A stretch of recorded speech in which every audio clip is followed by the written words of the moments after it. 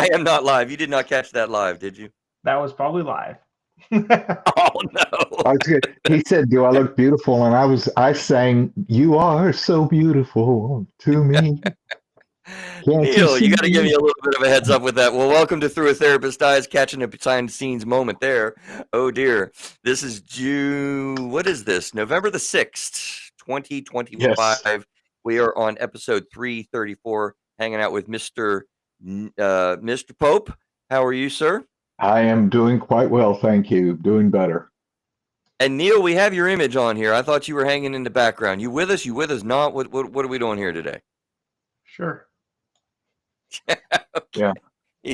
He says sure. I'm not sure Yeah. what to do with that, but we're going to be talking about politics, community, and mental health today. I think that's going to be a fun topic. It's something that we used to do on the show, John. I used to laugh. A shout out. I gave him a heads up. I was going to give a little shout out again to Mr. Craig Graves. Always Hey, very Craig. appreciative of him. He was, yeah. John says, "Hey, Craig." He was instrumental. I still have a long held and will always hold a certain amount of gratitude and appreciation. And he was all the way back in the beginning, and to a large part, Craig is the original OG. Is the reason why we have a platform. We worked together to get this started. So I used to love and enjoy. Sometimes it's just a part of our relationship and friendship that we would get a little political, John. So here's a little ode Oh my goodness. Yep, here's a little ode to Craig. We are going to be talking about these questions here. How does politics influence your emotional state day to day? Tension, hope, fear, disconnection. What makes political messages so emotionally activating? And what is the most powerful political tool that is kind of used? Now, I want to kind of get on from the front end here. Two things. One, a little bit of an announcement that we do have Casey Morgan getting ready to come back and join us. I'm Yay, excited about that. Casey.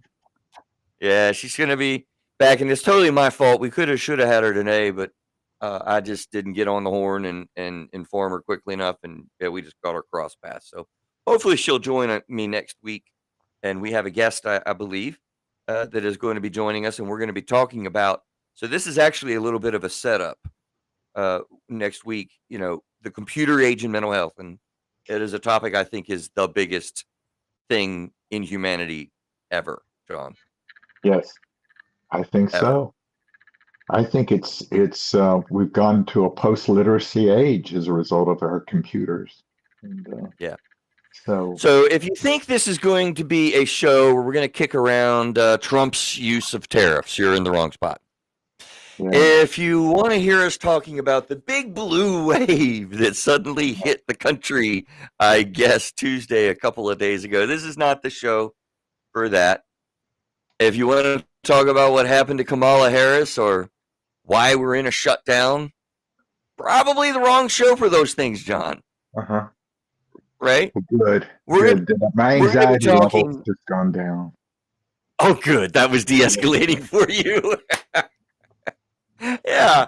I mean, we can touch on whatever makes sense to you and Neil if you ever chime in or whatever, but this is really like almost things you need to think about before you even have conversations about these types of things that I just listed.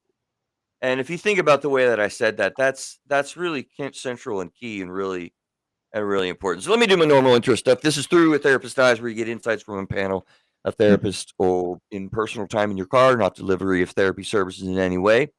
We got the book Through a Therapist's Eyes, Re-Understanding Yourself and Becoming Your Best, Re-Understanding Your Emotions and Becoming Your Best Self, and then the marriage book. So I'm pretty proud of those writing contents. Good free or good pieces of information to get. Yeah.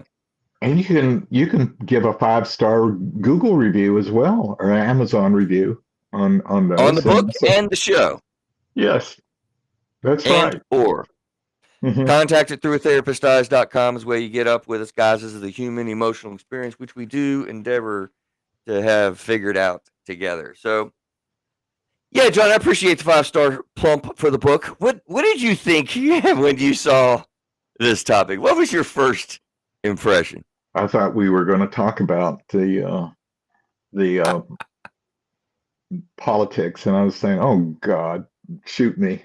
So So that was your fear. You meant that yeah, you were de-escalating. I thought it's Thanksgiving or Christmas all over again. So Yeah. Well, it's not. And I think, we used to do that, I think, to be fun on the show, getting a little political with Craig. mhm, Um, but really, it's really from a mental health component, man. I mean, John, I think people get so much mental space, head space, and emotional space that are influenced and affected in our community and just in neighborhood conversations, just in groups that you get a part of. I mean, shoot, people even get a little bit tripped out.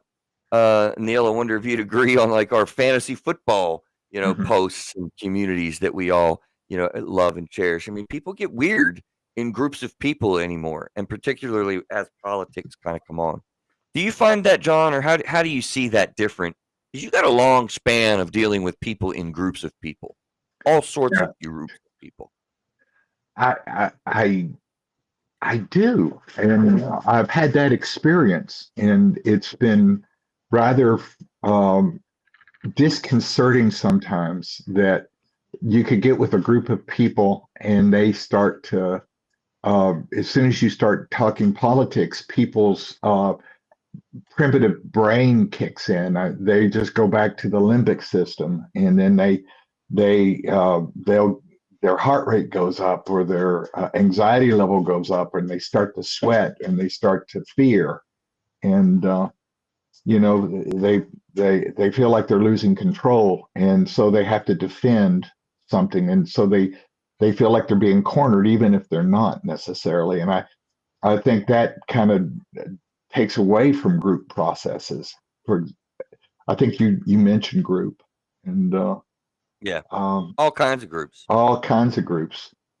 At church, you get people that get um, polarized, and so you find yourself being drawn into one group after as opposed to the other, and the next thing you know, you're kind of like uh, not able to talk to somebody that has been a very dear and good friend. And Neil, do a quick search for us. I'm curious if you would just pop some search and read around, see what you find with rates of social anxiety increasing or decreasing. I'm curious what he'll find, John, because okay, yeah, I would venture a guess. I mean, I wonder very much if there aren't, very much increased rates of that type of thing. I think mhm. people just in groups in general, is it Mhm. fair to say, seem more anxious, more unwilling to engage? I mean, A lot more it's just not as tribalism. comfortable. Yeah, I do too. And I will say, in my life, I've never seen people so polarized. Not even during the '60s, when I was kind of naive, or late '60s, when I became even more politically aware. But there's been a lot more tribalism um, recently. I would wonder even about like groups such as the military, John, Hmm. you know, because this isn't just about politics. This is about human interactions. I mean, the definition of politics to me is really very much like just groups of people and how we relate, Hmm. to each other. Kind of curious. Um, Well, that's polis. It means people, the people. So it's from Latin. And so I think, yeah, I think the whole process, there's politics everywhere. The church has politics um, in terms of like a corporation that you're with. Um, we so, definitely know there's politics in churches, isn't there, John? yeah, yes. You Well, speak from well experience in that, right? I kind of got bitten a couple of times um, by that, by church politics, and uh, I Second think definition for politics is activities within an organization that are aimed at improving someone's status or position or typically considered to be devious or divisive. It's interesting that we use that word negatively that it's even landed Yeah. into definitions, because I just feel like it's group dynamics of groups of people that are getting together. Like that's what politics It's is. not intended to be divisive, but Yeah. that's our modern understanding is because as soon as I hear politics, my stomach starts to knot. You know? Gosh, right. Yeah, It's uncomfortable. yeah, yeah. And I have maybe I'm jumping the gun a little bit. Is that when I'm in with clients on either side of the political spectrum, let's say in this country, and Mhm. we're not going to talk about the elections or anything of this sort, but let's say when their person isn't elected or is elected, they're afraid that they're going to lose their rights. And I've never seen it this bad. No. I mean, John, never your seen career spans longer than mine, but it is absolutely shocking to me. And it it. really started around Trump's foray into politics in Mhm. 2016. When he But it came was down that really with, escalator. but it was really with Obama a little bit as well. Yeah. I am shocked that this has become clinical issue in Mhm. sessions. Yeah. Is never been clinically an issue Uh-huh. that I have found with family dynamics, relationships in marriage, just I mean, they started the what was that phrase? You have Trump deranged Trump what was derangement it? syndrome. Yeah. Trump derangement syndrome. It was like, what are you saying? I don't even understand. Uh-huh. It's And then wild. there's It's really yeah. wild. But I guess one of the things is that I I have tried not to get drawn into it. I've tried to make sure that people I don't show my hand. And I will say um I will allow that.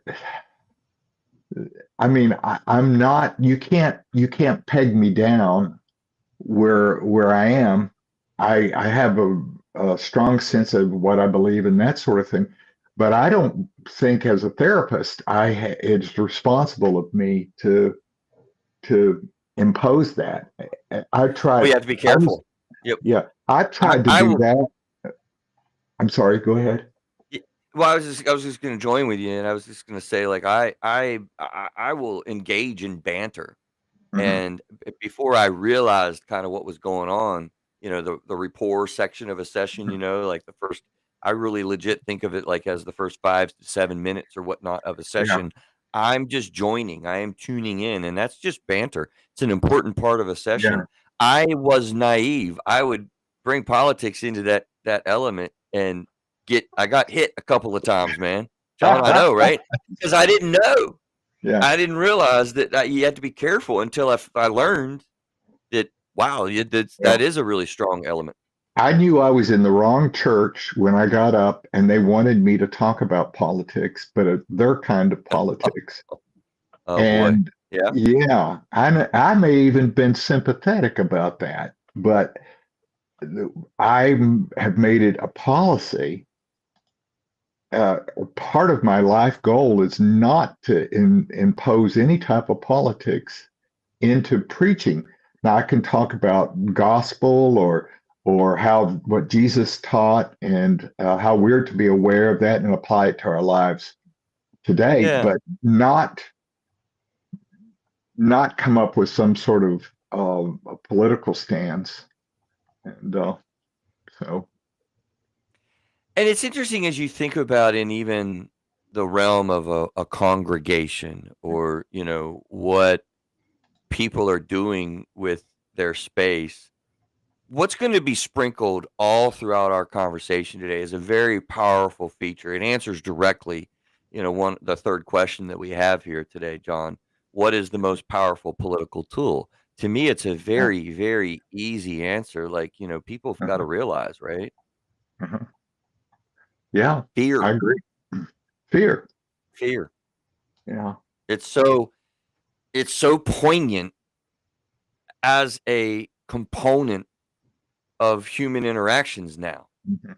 And it isn't just in politics. I mean, people are fearful of all sorts of things now that anxiety is started to just rule. Neil, do you have that by chance yet? Were you seeing anything or? It looks like on average, 7% of them people get diagnosed with a social anxiety disorder, but the numbers are all over the place because they have all the different metrics of this group is this and this group is this, and so, but they have said it basically across the board that it is increasing, right? You know, depending on the metrics of those that are 7 to 13 or those under 18, but it is one of those things that's commonly increasing, and it was, I think I saw up to 20% of adults at some point experience. I think maybe at one point was even higher. Mhm. I have all these different metrics across all these different things. I'm like, under 18, over 18, male, female, this versus that. It says this one back Mm, from whenever said 12% of U.S. adults experienced anxiety. It's all over the place, but basically Well, across the board with this one says 19% have an anxiety disorder in the U.S. mm, So I mean that's a that's lot. one fifth of people have a social anxiety disorder. Seems kind of crazy to think about it, right? That's yeah. a pretty high number. John, what were Mhm. you thinking? Well, I actually had a couple of my clients, because of the way the elections turned out in November, that were afraid they were going to be picked up by and arrested.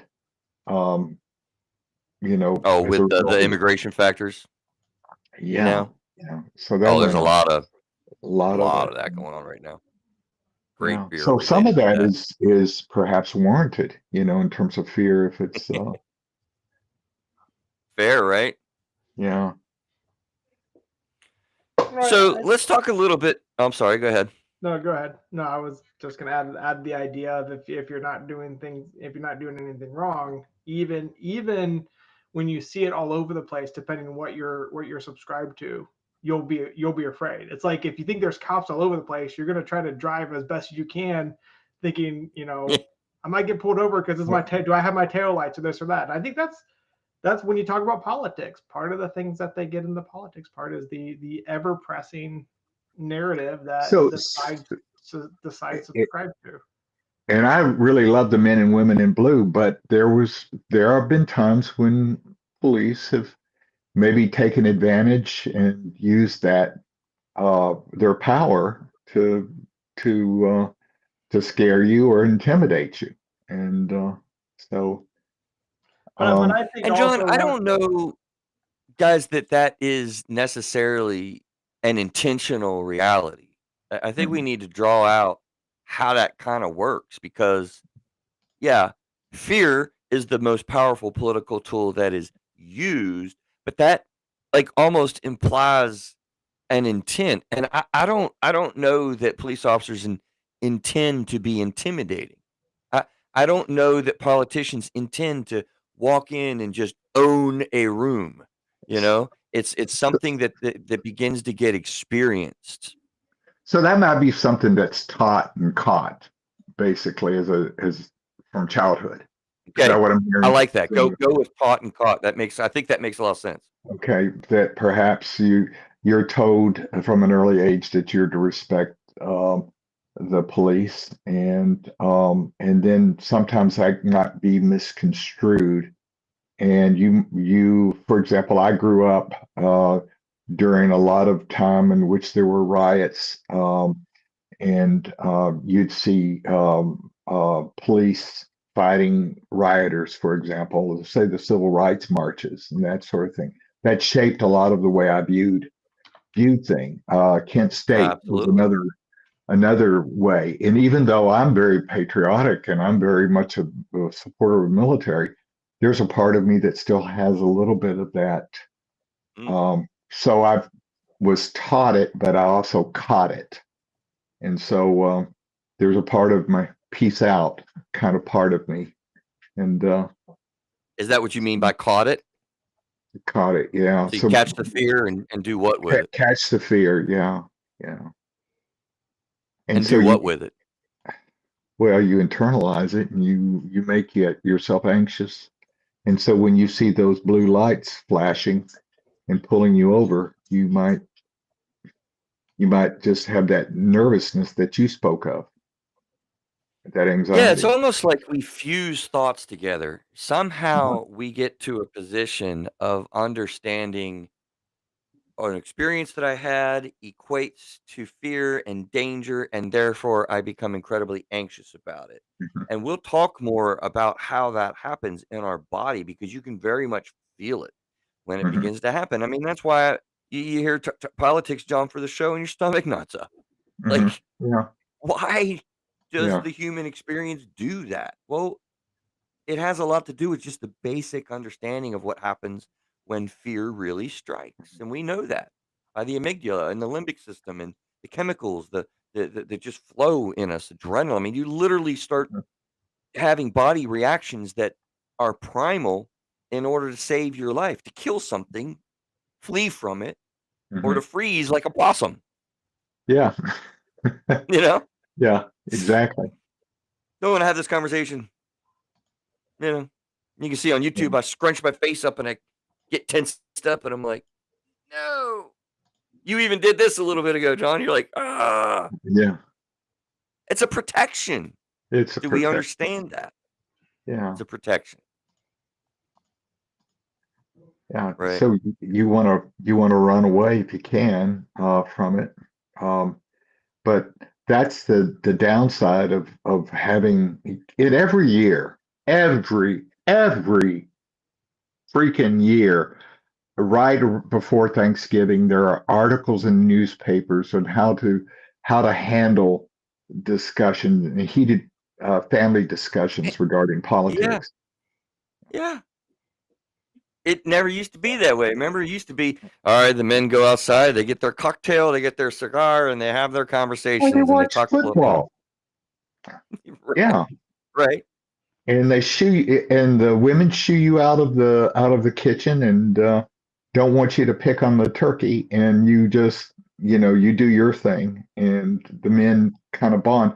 But now you have people that men and women, both children, parents, grandparents, arguing and having a very dysfunctional time um, at a family dinner, which should be a time of blessing, you know. And So fun and gathering and relax and joyous, right? Yeah. I mean, right, of course, not all families operate that way. We have to, of course, yeah, point that out. But, you know, there's just a fear dominant reaction in people's bodies. And when hmm you have that, you literally, like trauma experience, your brain frontal cortex goes offline. hmm You're no longer thinking in rational thought. And that's really important. You're thinking in an emotional state. Some would say you're really not thinking. When yeah. fear becomes to be invoked and you will feel it in your body, thinking goes offline and the emotional system takes over. Can we agree to that? I would agree to that, and I would think about that is just that whenever you get into a heated argument with your significant other or your spouse or your partner, and Highly equatable to that yeah, yeah, and because that's terrifying. yeah, it's very terrifying because you didn't know that you were capable of being that angry or that scared or that frustrated, and Hmm. then you hit that level, and you have to tone it down and take it back and step back. Now, that, John, is a really important tag that you just led it on that we will highlight, Hmm and get to here in a bit because that's precisely what we're trying to do. You hmm know, when we're doing marital counseling, we're trying to de-escalate people, right? Bring it back, to walk it back. But let's stay with understanding for a little bit what happens when our body gets tense, fearful, hmm thinking offline. You start using pronouns. Oh man, it always sucks, or they have come for me, or you guys over there in another group are the reason for this problem. And it's like, you don't even have the ability to think specifically. Okay. As a child of Vietnam, I went I one of my earliest memories was a U.S. involvement with Vietnam. There was a TV Okay. show produced by the Army called The Big Picture, and it was always something that was pro army basically, but it ran on Sunday mornings.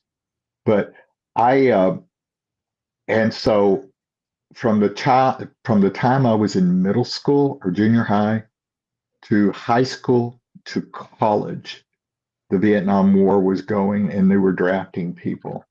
And so there was that anxiety that was going on. People got drafted, and there were a lot of people that were you heard the Creedence Clearwater Revival song, Fortunate Son. There were the unfortunate sons that were running through the jungle, basically. And so they went to Vietnam and they come back from Vietnam and they drop out, or they just basically are so isolated and so traumatized by war. And so they become and they feel like they were rejected. And so they had fear take over in their lives. And that just exacerbated their PTSD. And one of the things when I facilitated Vietnam veteran groups for PTSD is you had to been there. You had to been there. That was, yeah. And if you weren't there, and the only reason why I was accepted into the group was I was of that age. I was on the end of it, but also that I had suffered I had been in an explosion and had seen what it could do to people to have destruction. And so it's terrible. But yeah, it was terrible. Yeah. And it really becomes, John, and us and them, right? You just said if you weren't there, you're not a part of us. And the worst thing was if you were one of them and you betrayed them, they felt that you betrayed them, then that was even worse. Even worse. That was a moral blow. And so you were no longer part of that tribe. Let me ask you something, John. Yeah. It's interesting. Let me ask you this with this context. So we're identifying fear. We're identifying groups of people, not just with politics, but in community. Fear takes thinking offline. It makes you operate emotionally. It makes you separate out into this tribalism. You're a part of us or you're not a part of us. They're doing this to me. It is in the wrong. We use the word they, all this ambiguous, we get into these types of mindsets of clinging to group identity. And you just, you're going to the Vietnam era because if you're a part of the group, us, you're safer. It's all about how can I get safer? And I'm wondering, as you just put us in this context of when you were younger in Vietnam and all of that, what would that have been like with computer age type stuff and social media? Could you even imagine that powder keg, brother? Nope. No, I could not. I mean, if we just superimpose the things we experience on top of that time frame, I wonder what your brain could do with that. Oh my goodness, you would have distorted cognitions. It'd be warped. Yeah, it'd be very much, and you would be operating from the gut all the time, and that just has your body can't take it. You get all that cortisol in your body. You get so tense, you get exhausted, and then it reinforces the trauma over and over again, and it's like it resonates and over again. It's Can you just imagine that spillover? I mean, we literally had tanks in the streets and all kinds of unrest and violence and all kinds of things. I mean, that stuff made the George Floyd, what was it called, BLM, the BLM riots and whatever. It looked like child's play. That was nothing, Well, if I said that the BLM demonstrations and marches didn't affect me negatively, I would say that I would be lying, because it brought back memories of what it was like during during Vietnam, during those marches. And Yeah, and I would say for folks that have experienced things like that, that contributes just because it's like a trauma thing. You kind of pull on your experiences that come into this, but the magnification of all of that, mhm, the magnification of the fear. We were talking about police and the fear that we have of police or that mhm, police have of us. It's either mhm. you're with the blue line or you're on the other side of the blue line. Yeah. Which one you with? Which one you gonna be with? Uh-huh. And Whose if side you're are not you with us, on? then you're against Yeah. us. Yeah. It's Yeah. devastating. It is So when you look devastating. at the computer, the community, factors, I think that we can really identify a major impact of Okay. isolation. Can I Yeah, ask go you a ahead. question going back on this? Is that the radicalization of people as a result of the computer going online, that you have people that would normally not be radicalized, and you might have somebody in Appleton, Wisconsin, or Lincoln, Nebraska, being radicalized and become pro Hamas, or let's say pro ISIS, for example, Yeah, or it's wild. yeah, yeah, It's really wild that that is even possible. yeah. That wouldn't have been Now, possible uh, 50 years ago. Period. you think it would not?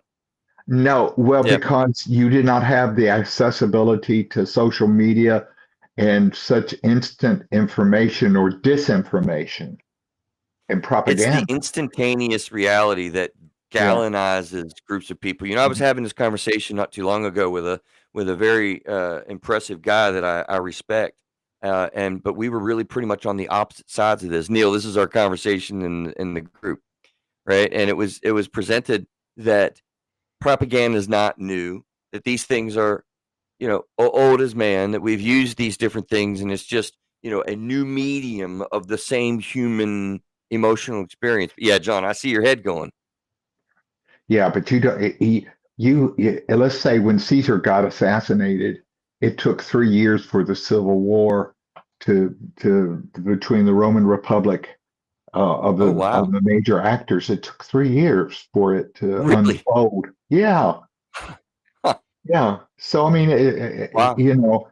whereas or the Civil War from 1861, it took it took months, but it was a lot faster, obviously because of telegraphs and newspapers and faster modalities. And now propaganda is, let's say, with the Boom. Nazis. It was even faster with the Nazis, and now it's like, or the communists. It's much faster now, and it's immediate. It's immediate. Yeah, and it galvanizes these real powerful fear centers magnified together with groups of people. Mhm. We had Mothers Against Drunk Driving, MAD. Remember that back in the Yeah, 80s? It was groups of people coming together in community based a lot of times on what? Fear and anger is another one of those. That yeah. that occurs to me Well, that now they just did a lot of. I mean, Mad certainly did they were estimable. mad. They were mad. They did a good. They good get people off. You know, make And stronger. good things came from it, yes. But how that operated, I was Uh-huh. just thinking a little bit. I think I'm going to try it. Let's imagine us walking down the road. What are you going to be activated the most? Like what are you going to experience that operates the most poignant, the most powerful? What is most likely to make you act, to take an action?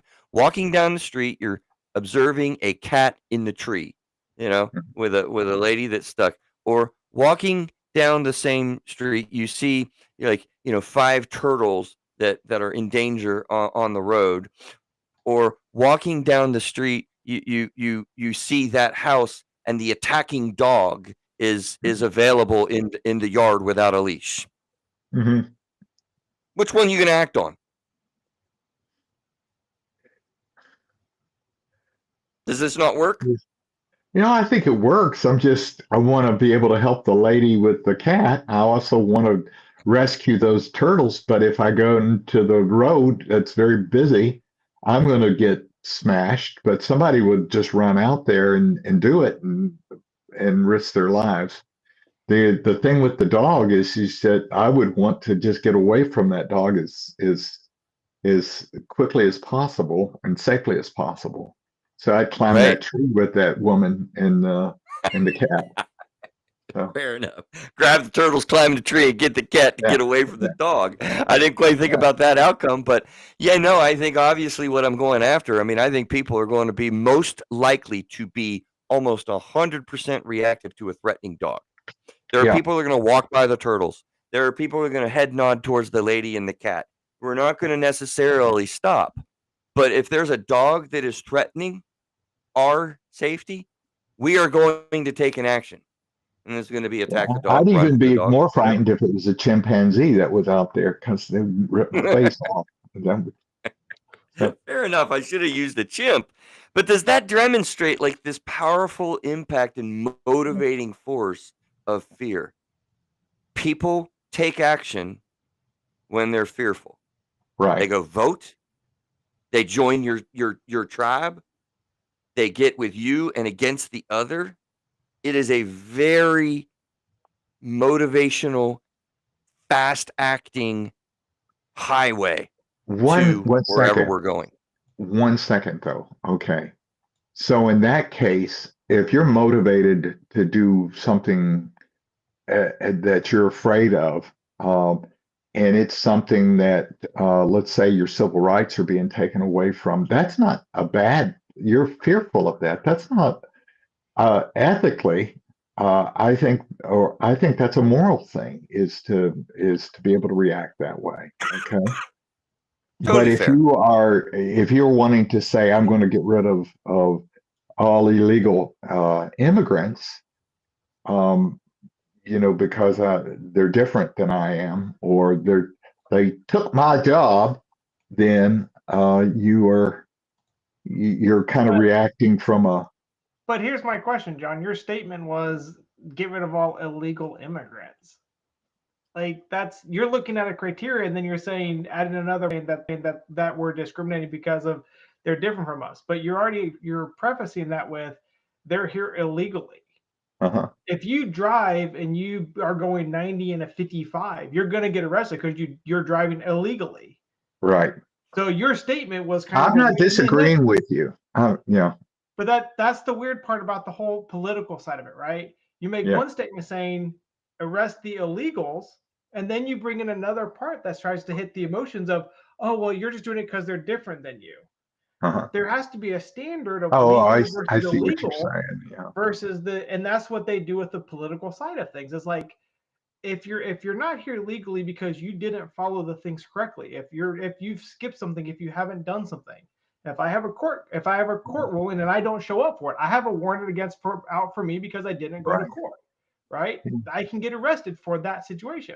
So the problem so you're going to find yourself manipulated, and that's when you become part of, let's say, an interest group, or you become a part of a certain tribe. You're going to not certain types of constrictions or restrictions that may be legal or otherwise, or you might dismiss certain things, like for people that are, if they are saying that all illegal aliens should be deported, you might, and you're saying no, they shouldn't. You might embrace. You might say, well, we need to be able to allow more to come in, or not have strictures against them, and legal constrictions against them. And so you might turn your back on some of the what is already legal or laws of the kind. I don't know if I'm making sense or not, but well, here's the thing. Let me chime in and summarize to get us off of a specific policy and kind of say like how this is delivered. Neil, I hear you talking about like what is the language around this, and that drives how people operate and fear this. People generally, totally across, at least in the States, agree we need to have borders. We need to have border control. We need to have rules and laws that are followed about how people properly come in. Otherwise we have just chaos. I mean, everyone kind of knows this, but when you start talking about it in such a way that they're taking our benefits or they're taking our jobs, or these are criminals that have come across, these are crazy people, these types of things incendiary our fear, and then we get into horrible conversations around something that we all agree on. That's what's wild about this. Yeah. And See how that just twists it. Well, going back to what you talked about, your tribes and your communities and all those things, right? So what ends up happening is you end up with saying, I think this way. And going back to social media, when I go online and I look for certain articles because I believe one thing or another, right? I will now get 95% of everything I see is under those guise of that opinion. That's the algorithm. Then that's the problem, Right. because you're not really given the other side of the opinion. If you go out and you Right. go off to if you went to a coffee shop and you said your opinion out loud, there are going to be people there that are going to express a difference of opinion. And you're going to have a discussion, and when you're going to be face to face, so you're not going to normally say the same stuff you normally would say. But when you're online and you say something, or you look, you don't even say it, you just look up something. Everything that comes after the fact is based around that opinion, which then further, you talk about John radicalization, right? Because all you're seeing is that same opinion with no differences. You never get the counter argument to actually help you process the two different sides of a story, right? So, and that's what politics does, and that's why the algorithms are so dangerous. And what I want to highlight again, this show, John, if I may, is really about the mental health impacts of this. You might even hear our conversation listening, you, the listener. You may hear this conversation and you may begin to feel stuff because we just got a little specific onto a thing. John and Neil, maybe they had a little conflict. I don't think you really did, but you feel that. And if you allow that emotion, then you begin to do all these things that we're talking about: tribalism, fear mongering, disconnection, isolation. We catastrophize things is another thing, John. It's a mental health impact. We see the worst case scenario. There's all of this that comes in because of your emotional mental health state, not the topic. Right. It's so our you're interaction. Not able to address, Yeah, go ahead. No, you're not able to take care of the problem. So once you get, let's say, once your gut's all tied up in knots and your heart rate's high and you're sweating and you're all, your adrenaline's pumping, you're not going to be able to actually reason together. And that's think. And so you put your thinker is a stinker. Yeah, it's offline. And I think that's what the danger is that you notice that I noticed that a lot of people that are controversial back when I was in college, and this was 50 years ago, we had speakers come and you would protest, but at the same time you would allow them to speak and you would engage in dialogue. Now, if somebody, and it's almost like it's a reflection of the algorithm. Basically, you are not going to listen to what that other person has to say. You're not going to welcome them and open and hear them out. And that's not done anymore. And so in a way, we lose discussion. You're right. We lose it. We want to, it's interesting. I find lately that you hear more and more people, kind of saying a standard suggestion: turn off the news, do not have conversations about politics, shut things off, turn things off, don't look at this stuff before you go to bed. These are starting to be, people are really, really even just naturally gravitating towards that because I think that we realize how unhealthy it is the way that we're engaging. It doesn't feel good. I would agree with everything, but I think the idea of not having conversations about politics is what got us where we are right now. I think you That's should. a problem. I think you should engage in political talk, but you need to, and because that's great practice. Talk to someone that you can talk to, but you're not worked up by. Because there's people that I But know first, exactly that. because Chris, you and I can have conversations, and neither one of us really gets worked. I don't know how. Well, I don't get worked up about it. I don't know about you, Chris. I don't You either. compose yourself well. So, but that's you need to start baby steps, right? Find someone who has a disagreement with you and have a conversation with them to start that discourse. It doesn't have to be just because people disagree doesn't mean that it's the end of the world or that either one of you is a horrible person, but yet our society makes it seem that way. So I would actually challenge the notion of go have a conversation with someone that disagrees with you that you can have a civil discussion with. And that's because that's important. I'm glad that you did that, Neil. Because I think that's super important. I think, let me ask you this, and this is just an observation, is therapists or belong to a group that there are rules of civility. There are rules for therapists that we have to abide by, so that we don't try to change somebody's mind. That person has to come to that themselves for them to have that emotional growth, and that's and to be able to process through their trauma, so to speak, or disagreements. But maybe we need to return to, if there's a way possible to have a group like what Neil was talking about, where people can reason together and be polite. Think about that. John, you're awesome. What you're hitting is, we know this in mental health, right? We set up groups, we set up group norms, we set up group boundaries, we set up group rules, we set up group intentions or group vision. We do this in groups. Like, we know in the mental health field how to set up and start groups. Otherwise, it can be more chaotic and whatnot. And what you're so poignantly and perfectly on point with there is, we've lost the norms of how we operate in groups, because computers, I blame a lot. I'm concerned about how they have changed all of that so vastly. We're meeting online right now. None of us are even in each other's presence on this platform. It's so wildly different. I don't know that human beings are able to cope. All the norms are gone. All the rules are different. How are we supposed to engage and have this civil conversation? It's really wild. That's a really important element, John. Yeah, I think so too.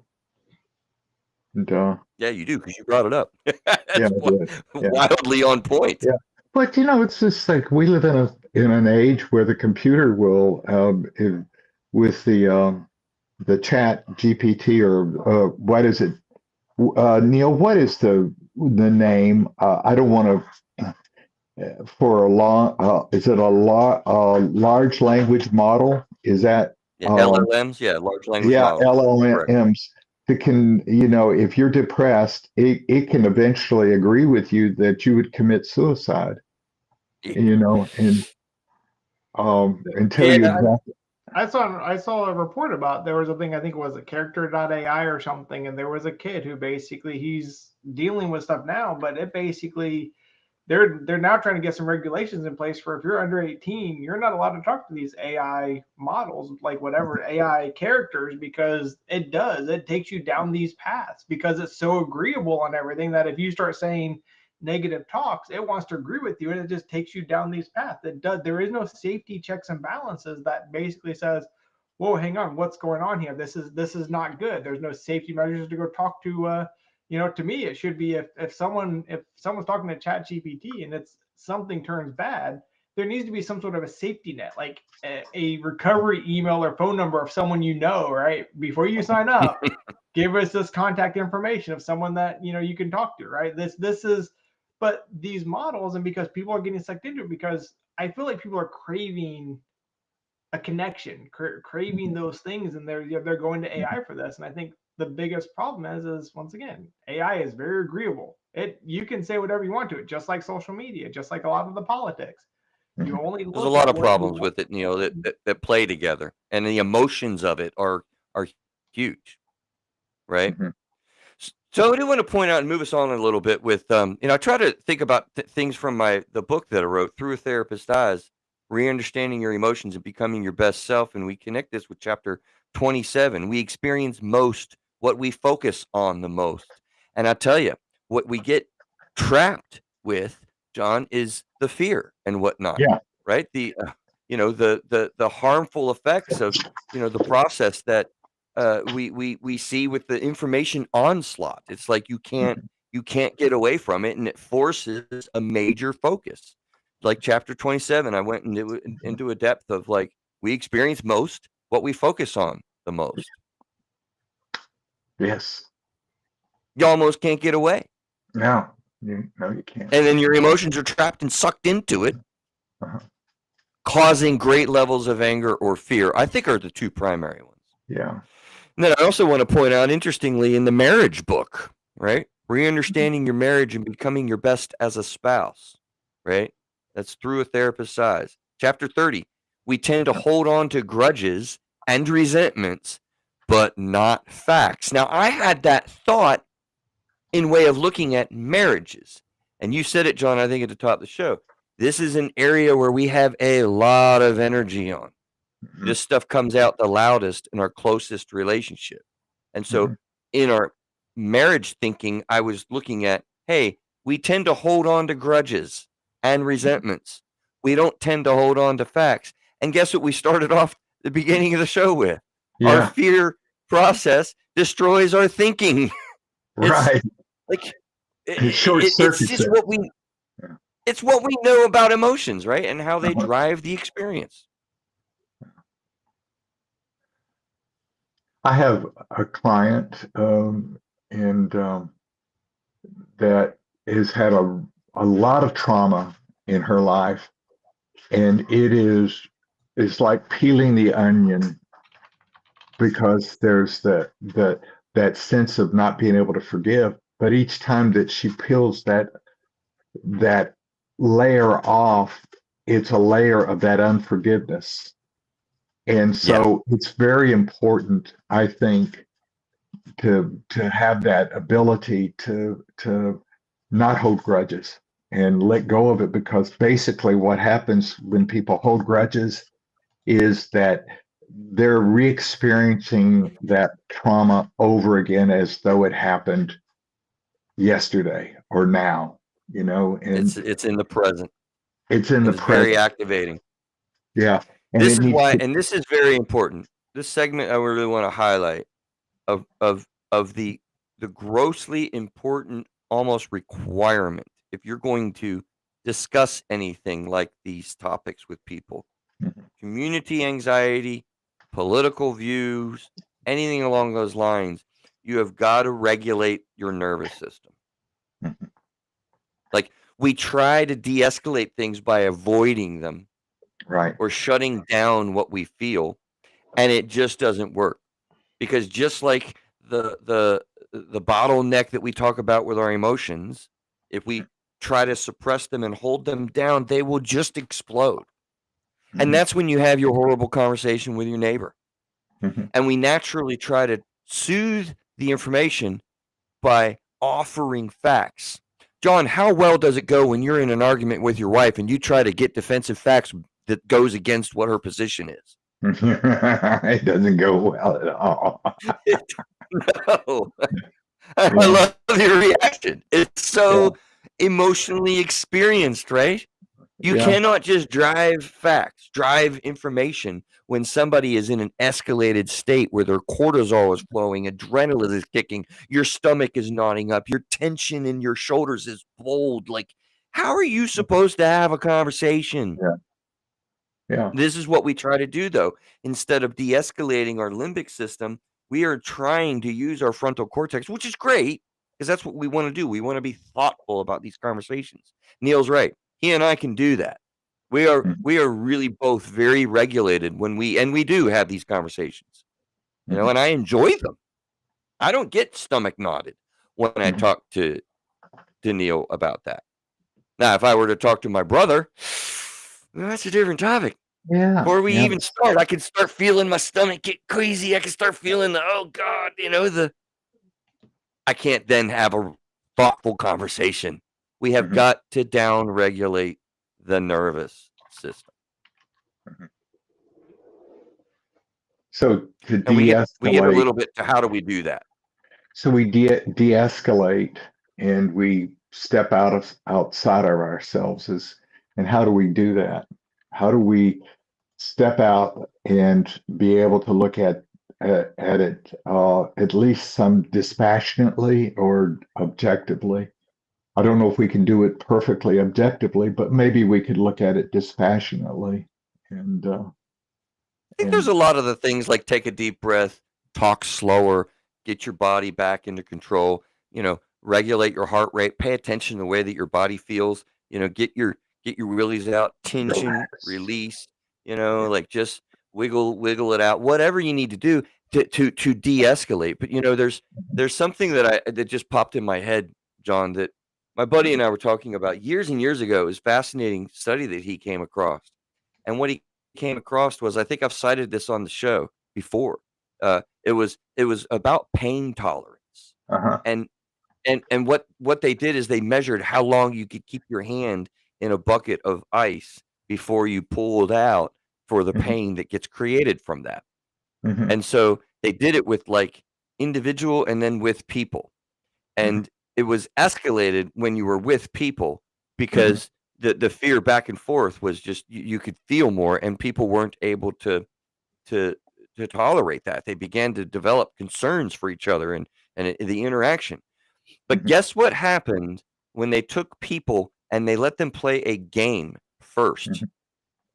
Mhm. They would play a game, get to know each other, be then in relationship, be in a union of some sort because we just had an experience together. And guess what happened to their pain tolerance? Went way higher. Way higher. Okay. Higher. They could do more. They They could could tolerate more withstand more. pain. Yeah. They could tolerate more. It was fascinating to see that safe space that gets created by a stupid little game Well, literally diametrically change the way that they can tolerate boy, I'd fear, love that. If you could pain. send me that study, I'd appreciate it. That would, Well, I have no way of finding it. I guess I'd have to Google it just like you would, but I know, right? Like it's fascinating, isn't it? yeah. So, And yeah, I think crucial for us to begin understanding on how we can de-escalate so Mhm. that we don't get caught into these fear loops. Yeah. Yeah. Yeah. Mental health is a big part of all of these things, man. Uh-huh. And in ways that you wouldn't have really realized. Yeah. Anything else, I guess Neil, you as well, John, guys that you can think of, and what are some practical ways to de-escalate this, to soothe your nervous system so that you can get your thoughts back online and engage in difficult things? Okay. I'll proffer something, and that is, um, I'm in a pain group because I've had some chronic pain because of my condition now. And I won't go into that too much, but I've developed it as a result of of of this. And one of the things that they're giving you an app, and it's called the Okay, Mindfulness Coach. And love it. yeah, I do that, and that helps me when I have a lot of physical pain. Well, there's no difference between emotional pain and physical pain. I mean, You know that. it's the same. It's the same thing. The same areas of the brain are related to that, and the same The same chemical, circuitry. same Yeah, circuitry, the biochemical aspects of it, yeah. the synapses, the triggering. What it does though is you have to practice. You have to practice. You have to practice. And I think that's my point, is that you have to, in a sense, rehearse it and go over and say, okay, how do I learn? It's to be learned that so when you get triggered, you can emotionally, it's understandable. Let's say somebody gets you angry or you get something like that. You can learn to go back to a state of a calmer sense and presence. And so, in other words, you reclaim your brain and Now you can engage. you could engage. And Right. so, Very and powerful. yeah. Very powerful. I have another book reference that isolates right into that, John, Mhm, through a therapist's eyes, re-understanding your marriage and becoming your best as a spouse. It's got a lot of good nuggets in there. And I thought it was interesting because I could have probably pulled multiple things out of that book to kind of look at this because, mhm, again, we experience the fear, the emotion activation the loudest with the closest relationship, which mhm, generally is a spouse or a family member that you're living with, mhm, kids and whatnot. Well, chapter 40 says validating your partner's emotion or life experience builds trust. mm, Now, I was thinking about that in the context of a marriage, yeah. but I'm, thinking about it in our communities about how we need to be able to kind of connect. I need to not say, Neil, you're a crazy dumbass for thinking what you're thinking. Here's the facts that will tell you why you're wrong. It's not going Mhm. to work very well, just like Yeah. it doesn't work in your marriage that That's way, viewed as being arrogant and dismissive. right? Yeah. And we're going to have a conversation about something so poignant as to that. So, yeah, we need to de escalate. We need to settle things down. We need to engage in slower speech and breathing so that we can have political discussions that Neil is challenging you, by the way, to have. He has delivered a direct and awesome challenge. Go find somebody that you can have these conversations with and practice these emotional de escalations so that you can conquer the fear and the anger so that you don't Mhm. build the resentments and hang on to hurts and you can move through and forward to a better place in connecting with your fellow man and woman. That's the charge. That's the goal. That's what we want to try to do. I feel like I just did a little bit of shrink wrap up, John. Yeah. That sounds good to Yeah. me, man. Oh, Yeah. man. Let's wrap up a little bit. We need to get to a closing point, I think. I didn't do that on purpose. Closing thoughts, comments. Neil, you've been listening. Do you have any thoughts to wrap us up before we do a shrink wrap up? I think I think it's just get out of your safe space. Your everything right now is just designed to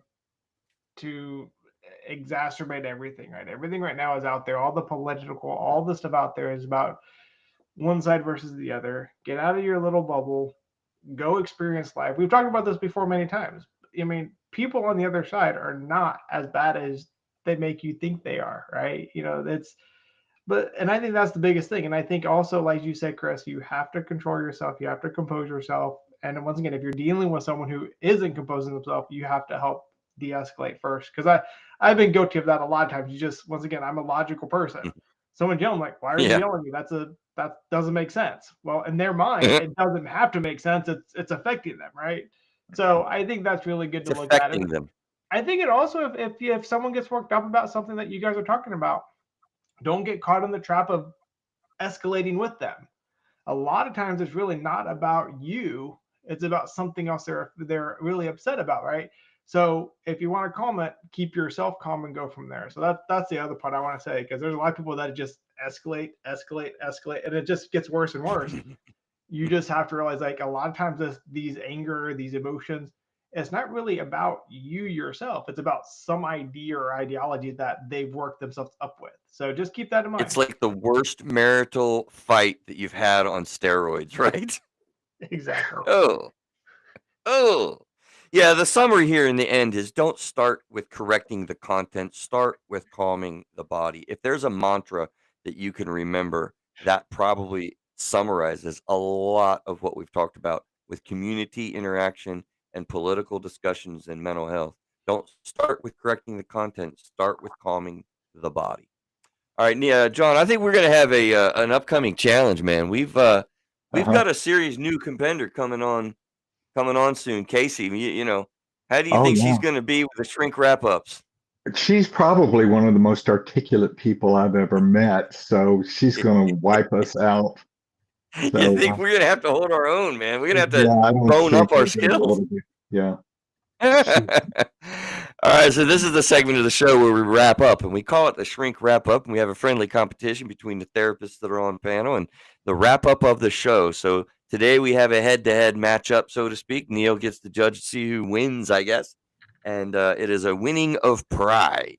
So, John, you want to play rock, paper, scissors? Like, how we gonna I'll determine just this go. week? I say Go that on, brother. I'm gonna be succinct. I'm gonna say from what we've said is that that in order before you allow when you find yourself caught up in fear, you're able to step back, take a deep breath, disengage, and then think about it and wait and relax and then re-engage on a level where the person is of incalculable worth that you're talking to, and that you would be talking to that person as you would like to be talked to be in a conversation with and held at high regard, that it might be mutual.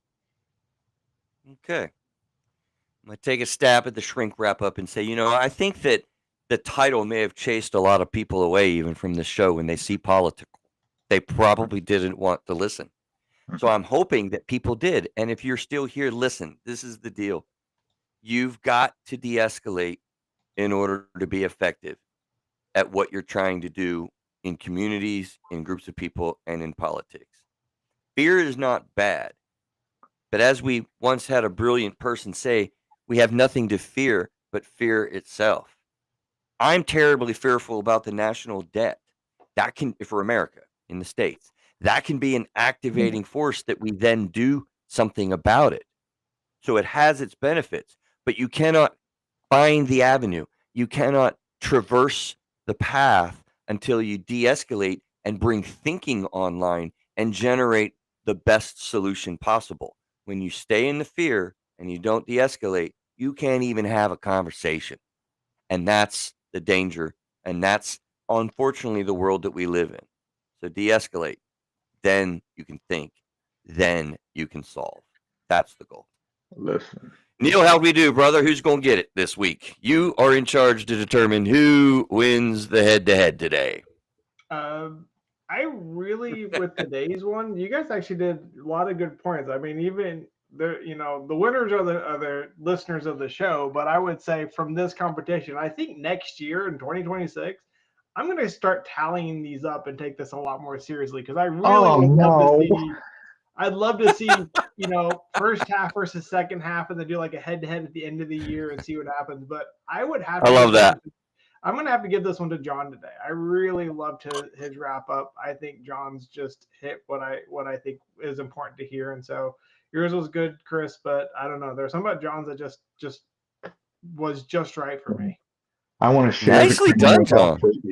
Thank you, but I want to share it with all three of us. Okay. No sharing. There is no participation. No sharing, brother. In this competition. No, okay. All right. It is 100%. That's right. You earned it. You won this one, and that's how it's going to be. All right. Love Thank it. you. Love it, John. Take it. Own it. Be it. I'm not charged up.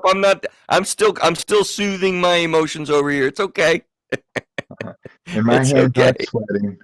So we can handle a little bit of competition and conflict. Yeah. Listen, guys, I hope this was helpful for you to really change a lot of the way that we operate on fundamental things.